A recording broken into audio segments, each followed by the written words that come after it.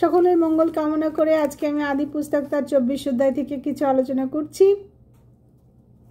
1 থেকে 14 পদ পর্যন্ত পড়লাম। দেখলাম আব্রাহাম আশীর্বাদ প্রাপ্ত হয়েছিলেন এবং তিনি তার সর্ববিষয়ের অধ্যক্ষ ও প্রাচীন দাসকে তার সন্তান ইসহাকের জন্য তার দেশ থেকে কন্যা পছন্দ করে আনতে বললেন, কারণ আব্রাহাম কনান দেশে বাস করতেন। আব্রাহামের কথা মতো তার দাস দিব্য করিয়া 10টা উট ও প্রয়োজনীয় দ্রব্য নিয়ে রওনা দিলেন এবং যখন তিনি সন্ধ্যাকালে কূপের নিকটে দাঁড়াইয়াছিলেন, দেখলেন নগরবাসী কন্যাগল জল তুলিতেছেন। তিনি ভাবলেন, এদের মধ্যে আমি যাকে বলবো যে আমাকে একটু পান করাও, তখন সে যদি আমাকে পান করায় তাহলে সেই ইসহাকের নিরপেক্ষ কন্যা হোক।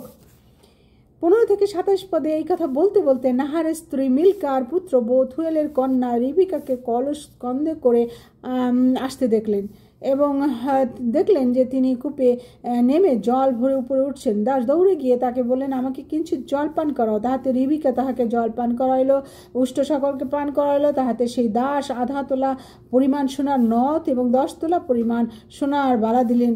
দাস মস্তক নত করে সদাপ্রভুর উদ্দেশ্যে প্রণাম করলেন। 28 থেকে 33 পদে তাহাতে রিবিকা দৌড়ে গিয়ে তার মাতার গৃহের সকলকে এই ঘটনা জানালেন। তখন রিবিকা ভাই লাবণ সেই কূপের নিকটে গিয়ে সেই দাসকে দেখতে পেয়ে বাটিতে পা ধুইবার জল ও আহারদ্রব্য দিলেন এবং উষ্টদের খাবার ও জায়গা দিলেন, কিন্তু দাস বক্তব্য কথা না বলে খেতে চাইলেন না। 34 থেকে 49 পদে তখন তিনি সমস্ত ঘটনার বর্ণনা দিলেন। আব্রাহাম এবং সারার পুত্র ইসহাকের কথা, দিব্যের কথা, রিবিকার কথা, রিবিকার সাথে দেখা হওয়ার কথা আরও বলেন, এখন যদি আপনারা সম্মত হন বলুন, আর না হলেও বলুন। 50 থেকে 61 পদে তখন লাবণ ও মথুয়েল বললেন, সদাপ্রভু হইতে এই সকল ঘটনা হলো, আপনি রিবিকাকে নিয়ে প্রস্থান করুন, এ আপনার কর্তার পুত্রের ভার্যা হোক, যেমন সদাপ্রভু বলেছেন।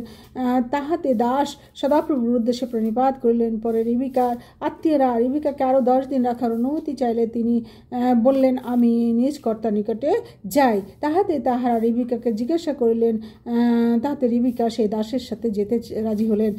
তখন লাবণ এবং বথুয়েল রিবিকাকে আশীর্বাদ করলেন এবং সেই দাসের সাথে রিবিকাকে বিদায় জানালেন। যখন 62 থেকে